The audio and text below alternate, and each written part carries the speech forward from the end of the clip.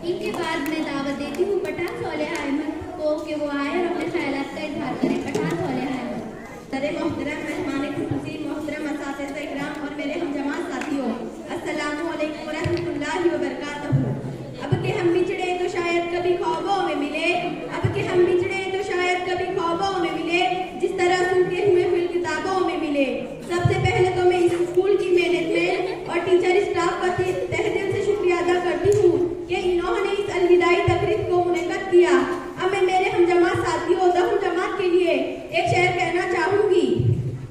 کون کہتا ہے کہ دوستی برباد کرتی ہے، کون کہتا ہے کہ دوستی برباد کرتی ہے، کوئی نبھانے والا ہو تو دنیا یاد کرتی ہے.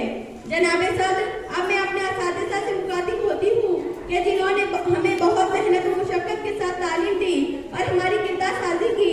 جس طرح ہر ایک استاد کو اپنے مضمون بڑی دلچسپی کے ساتھ مکمل کیا اور ہمارے ذہنوں میں اتارا اور ہمیں قابل بنایا، ہم سب ان کے شکر گزار ہیں اور دعا کرتے ہیں کہ اللہ تعالیٰ ہمارے تمام اساتذہ کو زیادہ بلندیوں سے نوازے.